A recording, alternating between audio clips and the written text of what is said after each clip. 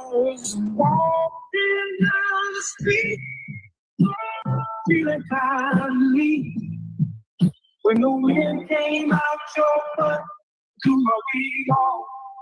Oh, it was a sight to see. My hair flying in the breeze. Cause the wind came out your butt to my wig off. People started laughing. They couldn't believe their eyes as my wig flew through the sky. Oh, what a surprise. I tried to catch it, but it slipped right through my hands. Cause the wind came out your butt, and now somewhere in the land. Oh, the wind came out your butt through my wig off.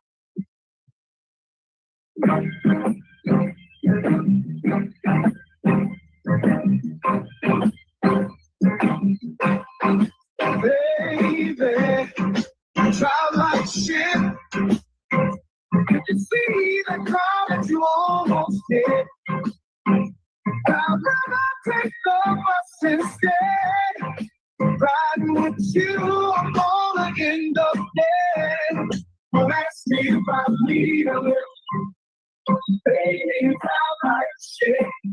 She just ran through always stop. I ain't trying to get stopped by the cops. Baby, why the hell did I let you drive? It's a miracle that you're still alive. Don't ask me if I need it. Baby, you sound like shit. Oh. Look out, my girl is sounding. Watch out, my girl talks like shit. Whoa. My girl is sounding. Watch out, my girl talks like shit.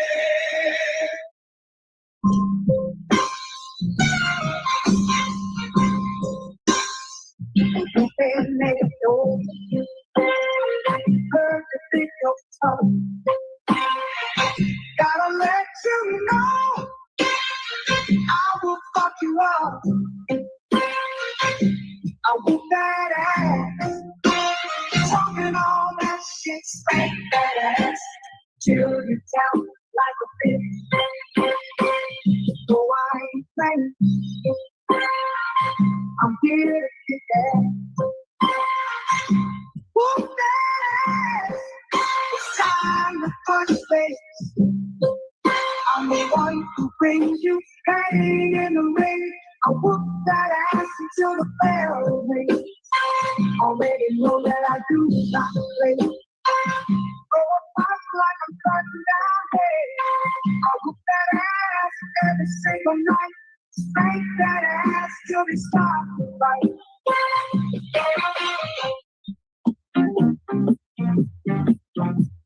I'll tell you the story of a man. A radioactive gift, biggest hand. His hand grew 10 times his normal size to help him get his money on time. He knew it, the bitch was telling a lie, which was 100% of the time. Superpower to make a bitch listen, making her naked with sex-wave vision. Keep a police station in a single bound, slapping bitches down to the fucking ground. His name was famous across the land. They called him the pimp named Superhand. Oh, shit, yeah, pimp named Superhand. He had powers no other pimp had. Oh, fuck yeah, pimp named Superhand. That motherfucker was Superman. Asking for dinner ain't asking for much. You had one job and still fuck it up. Sometimes you gotta learn respect. I use my gift hand to correct. It's called a bitch slap. Come get your Who taught you to hate the texture of your hair? Who taught you to hate the color of your skin to such extent that you bleach to get like the white man? Who taught you to hate the shape of your nose and the shape of your lips? Who taught you to hate yourself from the top of your head? Who taught you to hate your own kind? Who taught you to hate the race that you belong to? So much so that you don't want to be around each other. No, before you come asking Mr. Muhammad to teach you, you should ask yourself, who taught you to hate being what God made you?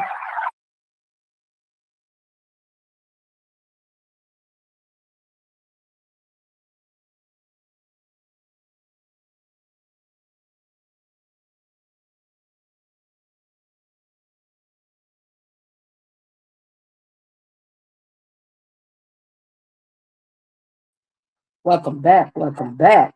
One more evening. Glad to have you here at School for Justice, where we live, love, laugh, and conquer police brutality. I am your host. And on this evening, we're in Mississippi tonight. We're in Mississippi tonight. We have an officer in the line of duty on a traffic stop where things get heated and out of hand. So sit back, relax, get your popcorn, get your wine, get whatever you may need, stretch your legs out, relax, and let's jump on into the topic. Appreciate you, fam.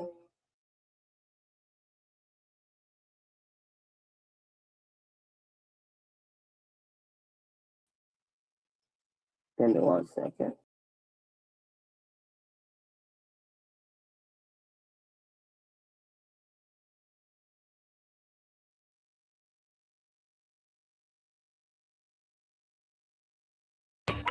Hey, Bubba, put your hands behind your back. I'll put them back there for you now. Put your hands. For what? I said, put your hands. Let me try to hit me with his vehicle. I did fire shots in the vehicle. Get off it that way. Welcome back to the Lackluster channel. Here at Lackluster Media, we see a lot of Axon body cameras, and they're known to give us the best quality videos. But there are quite a few companies in the space, and a lot of them have different services such as dash cams, GPS, and body cams, all in one service. But today's video is from the Mississippi Department of Public Safety, essentially the state police. And while their troopers don't all have body cams, some have a system like the one you're seeing on screen. You can see which microphones are activated, when the trooper uses their lights and siren, their GPS location, the officer's name, and the speeds of other vehicles captured on the trooper's radar. But the one feature I'd like you guys to pay attention to is the speed. This is a speed separate from the speed of vehicles captured by radar. This is the trooper speed. But because this is a lot of information and most of it isn't even functional, I'm going to cut it all down and make it easier to read. I've condensed them to show only the most important ones and placed them below, which allows me to enlarge the video footage and include the trooper's name. Speaking of which, this is Trooper Philip Mitchell. And I almost forgot. If the vehicle is equipped with a second camera, such as for the passenger space or the cargo area, it can be viewed simultaneously. This allows us to see the passenger seat. But who is this woman sitting up front in her pajamas? Well, that's Mrs. Mitchell. She is not a trooper, and at the moment, no lights and sirens are being used, and the highest speed limit in Mississippi happens to be 70. But up ahead is a vehicle that Trooper Mitchell is trying to catch up to. All right, y'all. So the narrator just gave us a rundown of all that's going on. And it was a traffic stop. The officer pulled him over because he said he was speeding. Now, this little picture in the corner is the officer's wife. That's his wife that's actually inside the vehicle or inside the police car with him while he hits his sirens and get behind the truck to pull him over for speeding. Okay, so just giving you a narrative of the context and what all is going down.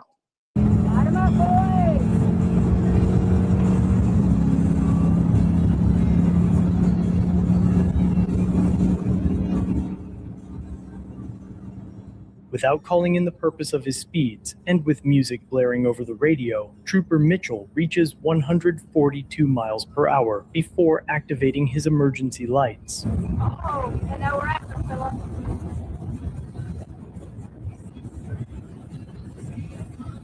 The vehicle up ahead signals and exits the highway. Trooper Mitchell slowly begins to lower his speeds as Mrs. Mitchell sings to the song blasting over the radio. After leaving the highway, Trooper Mitchell follows as the truck pulls into a gas station.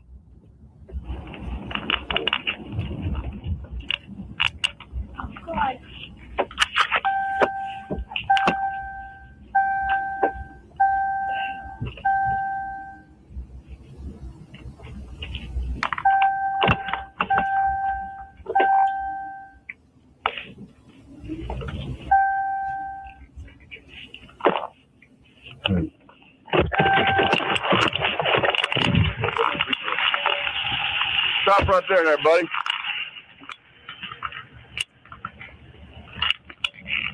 Get your license with you? You hit it. You got your insurance card, Mr. Travis?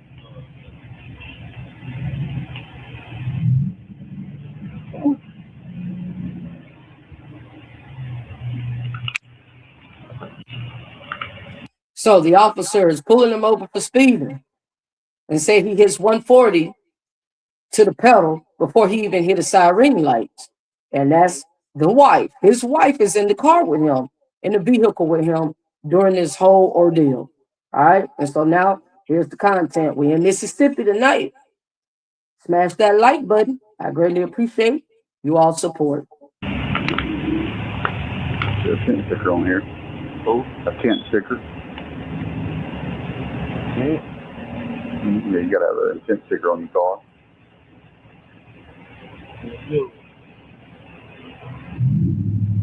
I mean, you got your insurance? Yes, sir.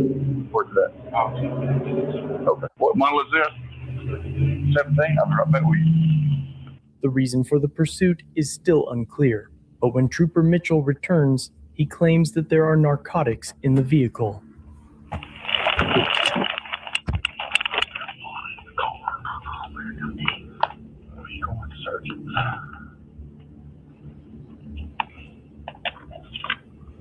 After So now that's him telling his wife it's marijuana in the car. He smells it. He ain't seen anything, but he smells it. And he's telling his wifey that's sitting over there on the passenger side of the vehicle during this traffic stop. After several minutes of waiting, dispatch relays the driver's arrest record to Trooper Mitchell. Showing out of the state of Mississippi, showing 1/19 of 2010, so possess controlled substance, sale, transfer, distribute, possession with intent to sell. Also showing 2/1/2020, felony controlled substance violations. And showing also a few simple assaults. Shows 2 felony arrests, no convictions. February, 3 months ago. 10 though. You think Lazarik's got something on him? What are we gonna do? I guess I got you on the name back. Shit. I got my pretty tickets for you. Look at it. Trooper Mitchell returns to the truck with several tickets printed for the driver. How you doing, sir? If you don't mind, go ahead and hang your phone up. Go ahead and hang your phone up for me. There we go. Yeah. You don't need anything. I don't need. You can go ahead and hang it up. All right, now, so you decide to write him some tickets, but you ask him to step outside the vehicle. We just heard him. Go ahead and get out. But you're writing him tickets. So what's out of context right here? What's out of order? All right, so let's continue to see what the rest of the context shall be. All right, smash that like button as you peep into the building. Greatly appreciate you all's support. Come on, sir. Yeah, come on. Well, no, ain't no problem. I'll talk to you. You leave your phone up there. Phone and wallet, that'd be fine. put your phone and wallet in your truck. Come on, baby. You got any marijuana in your car? It smells like it. You like it? It smells like marijuana in your car. You don't have none? No, sir. You ever been arrested before? For what? I had drug charges before. Drug charges? Yes, sir. Okay. When's the last time you was arrested? I got arrested Super Bowl. This year? Yes, sir. What was it for? It was for he said I ran the red light. I'm still going to court on charge. What was drug charges? Yeah. He Okay. said he had I had marijuana in my vehicle. Okay. You're saying there's not any in here now? Yes, sir. Well, I can smell it coming from the vehicle, okay? I'm not trying to shake you down. I'm not trying to mess you up with any other charges that you got. But I'm just saying, if you got some marijuana in the vehicle, you up front with me and tell me. We'll pour the stuff out on the ground. You can go on about your way. Okay. No. I'll I'm go. talking about, you say you stopped me for speeding. Speeding is what I stopped you for. Coming through that construction zone back here. The construction on it? Yeah, all the flashing lights and the orange sign. So what I'm trying to understand is he decided to give him a ticket, but he asked him to step outside the vehicle. So what was the cause of that? Why did you ask him to step outside the vehicle? Now, he did mention he smells marijuana. So there's probable cause, right? So as they're having a conversation, and he did ask him to keep his cell phone inside of the truck, but he got his phone on him anyway. So let's continue to check out what's going to go down. There's another one right down the road right here. How fast was I going? 77. You got any weapons on you, knives, anything? Bro? Put your hands on the patch down right quick. Put your hands on the back. Was there money in the truck? And there's a phone? Thought I told you to leave the phone in the car. I did. I left the other phone in Leave your hands.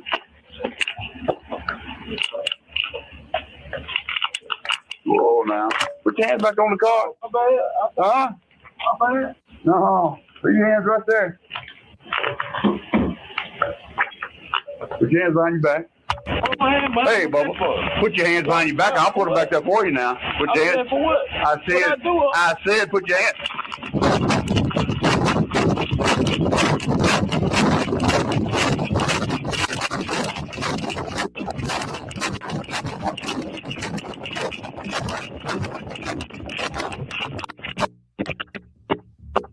Trooper Mitchell's radio cuts out as he chases the driver. All right, so he tells him to put his hands on behind his back. The gentleman takes off running. As he takes off running, we see the officer draws out.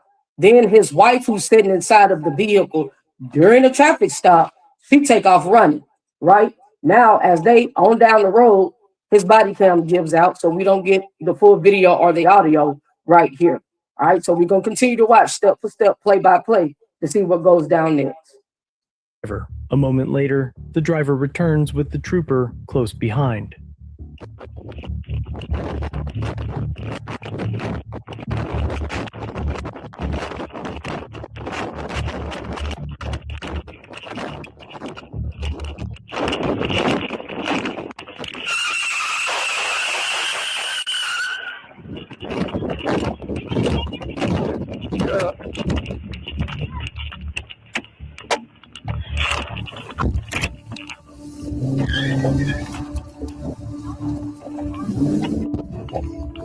Trooper Mitchell leaves his wife in her pajamas at the gas station and takes off after the fleeing driver.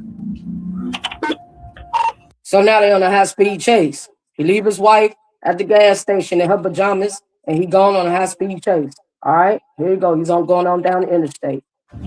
What are you doing, young?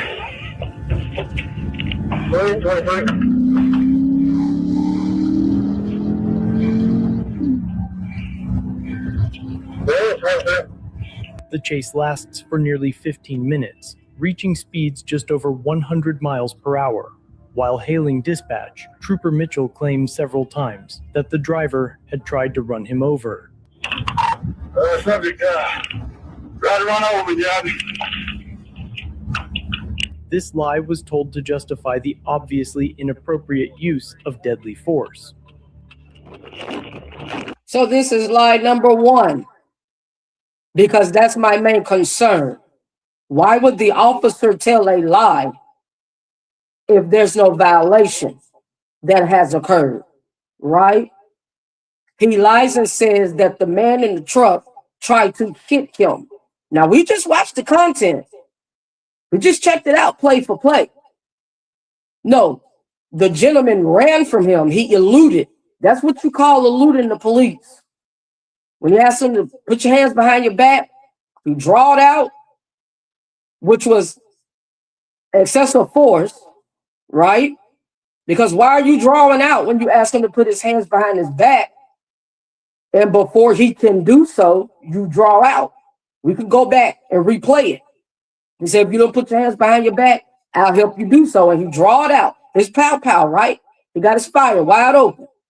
Well, the man runs from him, eludes. But you say to your superior on dispatch, on your radio, that he tried to hit you with the truck. All right? So let's keep checking out what's going on next. It's clear The truck got nowhere near him. As we see, the vehicle got nowhere near him. He pow-powed at the truck. He fired at the truck. That's what we witnessed, right? When the truck was pulling off. All right, so they're on a high-speed chase. Smash that like button. I appreciate your support as you peep on into the building. from the video that the driver steered the vehicle as far away from the trooper as he possibly could. And now, to keep up the appearance that he was chasing a homicidal suspect, Trooper Mitchell draws his AR-15. 523. Go ahead, 5. You 10-2? Yeah, I'm 10-2. Somebody tried to hit me with his vehicle. I did fire shots at the vehicle. So we hear the second lie again. On the radio dispatch, you tried to hit me with the vehicle. So why are you lying, sir? That's the question. If there was need for excessive force and to draw out your weapon, why would you make up false accusations to your supervisor, to your superior? That's the question we got at hand.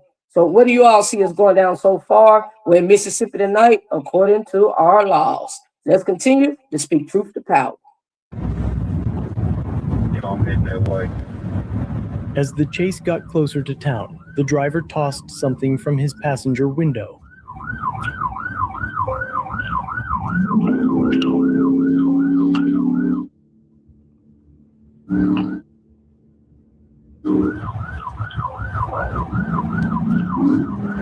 Once the chase got into town, the driver attempted to make a turn at a high rate of speed, causing him to wreck.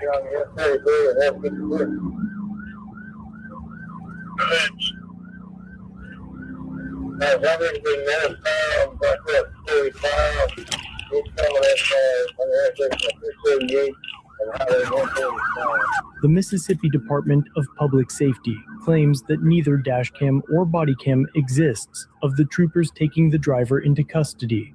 After the arrest, Trooper Mitchell tells his story to the arriving officers. I pulled him over for speeding. Got him out so I could smell the marijuana. I'm sure you can smell the car. Got him out. Said, asked me if he'd been arrested before.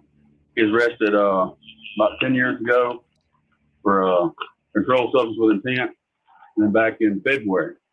Anyway, I just had to put his hand on the car, pat him down. It felt like a big old ball of crack in his pocket. Rock.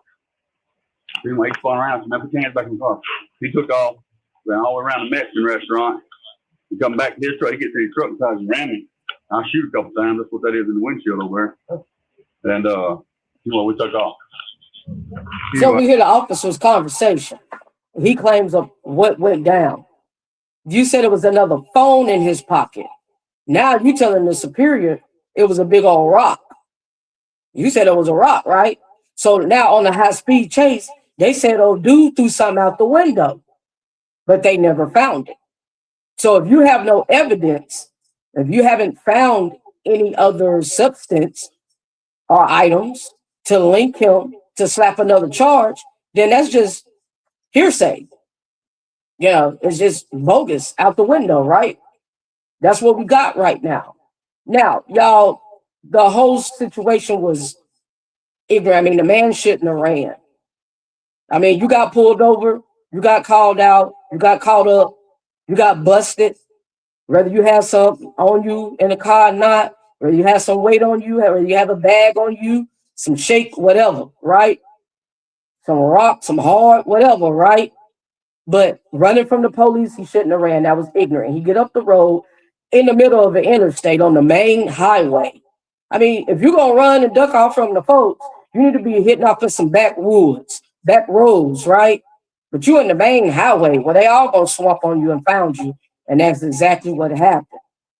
So that was stupid and ignorant on his part. Just suck it up, man. Do what you got to do. You know, have you legal aid, for, ducked off for when you need it.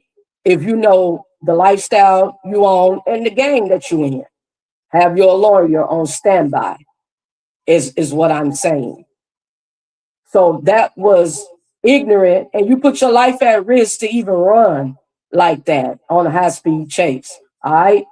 Now, did the officer violate your rights by pulling out deadly force without initiation? Yes, it was unjustifiable use of force. Then he lies to his superior. And here's the combo that we're hearing where he continues to lie to the superior to cover up his tracks. Y'all, I appreciate if you hit that like button to help support as you come into the building. Let's continue to speak truth to power. He jumped my truck, got back to the truck before I did, because I was kind of watching him come around that corner, you know. Hell, he right at me, man. Like, wow. I was over here on this side, so I fired a couple times. I hit him right there in the windshield, but I imagine he threw his crack out and chilling on his pocket. Then he took it back. I knew it wasn't back. The driver alleges that he was kicked in the face. His injuries required several stitches, but he claims he was denied medical attention for nearly 3 days. Once the scene calmed down, Trooper Mitchell asked another officer to find the cup that was thrown from the window during the chase. The other officer was unable to find what was thrown from the window, so Trooper Mitchell went looking for it himself. The search turned up fruitless, and I've been unable to determine what the driver was charged with. Trooper Mitchell never mentioned to the other officers that his wife was in his cruiser during the traffic stop that resulted in an unjustified use of deadly force. However, it's unclear if the agency ever investigated the incident beyond charging the driver. So we don't know what went down when they actually arrested him for running, eluding. It would be that charge, high-speed chase. And he claimed that he was attacked.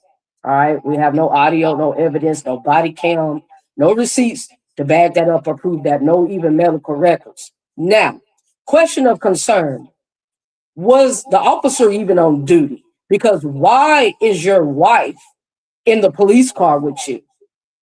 That's out of order. That's out of it's actually called a conflict of interest, or no fraternizing, as you have rules on the job, right? You can't mix anything personal when you're on the line of duty. If you're on duty, active duty. So that's the question. Was he even on duty? Because you can't have personal affairs going on. You know, your wifey, children, your buddy, your homeboy, your friends. And his wife was in the vehicle. So the body cam backs that up. And again, was he even on duty? We have to revert all the way back. And if he was on duty, then that is addressed to a superior. All right. So let's continue to see what happens next in the content. For his actions. It could be because Trooper Mitchell is well known in the area. He serves as the director of K9 units for the Highway Patrol and a bodyguard for the local football team. What's your name? Philip Mitchell. Your job title? I'm the director of K9 for the Highway Patrol and also do executive protection for the head football coach of Ole Miss. Had he landed his shots, an investigation would have been inevitable. It's likely the courts would view the shooting as officer-induced jeopardy, a legal concept where an officer's own actions unnecessarily creates the risk of a deadly confrontation. So we just heard that, right, people? We just heard that, and I'll bag it up one more again so we can make sure we hear that clearly, right? An illegal as a result of the officer's actions. Reduced jeopardy, a legal concept where an officer's own actions unnecessarily creates the risk of a deadly confrontation. An illegal concept from the officer's own actions where it risks pretty much endangerment. You all are in a public area. You're at a gas station. He had his spouse in the car with him. So why did you draw out a weapon from the start? That is the question. What was the need for excessive force, right? Unjustifiable is what we're seeing. Making a subsequent use of force unreasonable. But as always, I'm curious to know what you think. Let me know in the comments, and if you have a video you'd like to have reviewed, submit it using the links below. Okay, people. So as usual, we see here that this guy decided to It use could be because Trooper excessive Mitchell is force. well known I'll go in the back just area. a tad, His just a tad. Give me 1 second. injuries required several stitches. He decides to use deadly force in a public area and endanger other people's lives simply because he said he smelled marijuana in the truck. That's his reason. Then he comes up with a bogus lie that the man tried to hit him with his vehicle to cover his tracks. Why? Because he was out of violation. He violated his right, he was out of protocol, and he was out of policy. That's why he told the lie to his superior. Share your thoughts. I'm here to hear for you. I'm here to hear from you. I'm here to hear from you. We can do dialogue, commentary, and I'm here for the smoke. Smash that like button, and we're going to continue to speak truth to power. But he claims he was denied medical attention for nearly 3 days. Once the scene calmed down, Trooper Mitchell asked another officer to find the cup that was thrown from the window during the chase. The other officer was unable to find what was thrown from the window, so Trooper Mitchell went looking for it himself. The search turned up fruitless, and I've been unable to determine what the driver was charged with. Trooper Mitchell never mentioned to the other officers that his wife was in his cruiser during. So we're going to stop right there.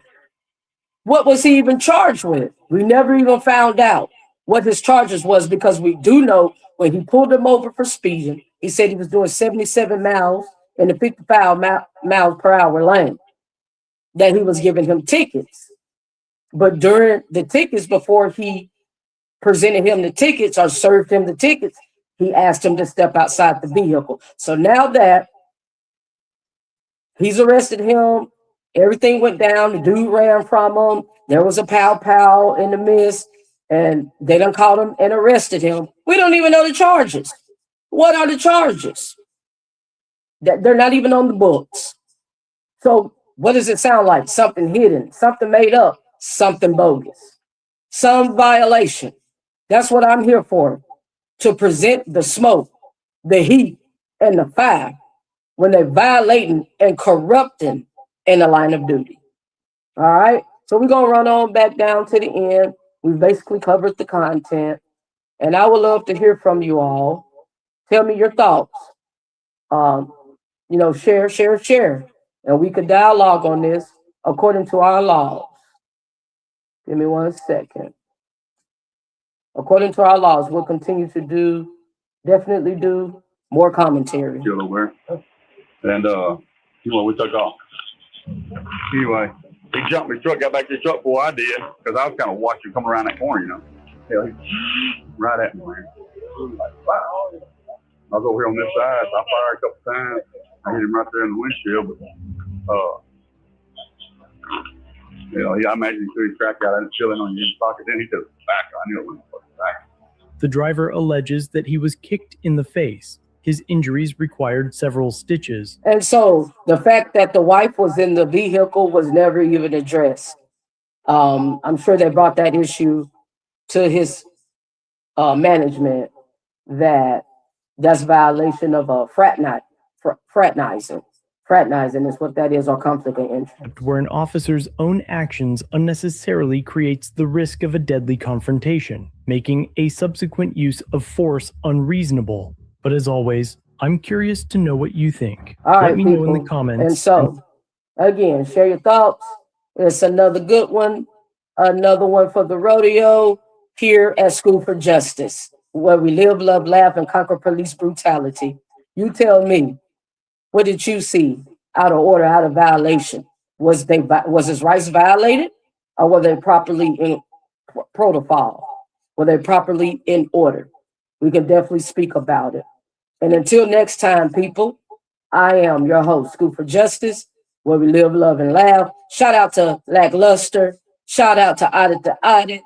Always appreciate your support and give credit where credit is due. And until next time, as we are here to rise above the occasion, I am your host, School for Justice, where we live, love, and laugh, and will continue to speak truth to power. Salute, fam.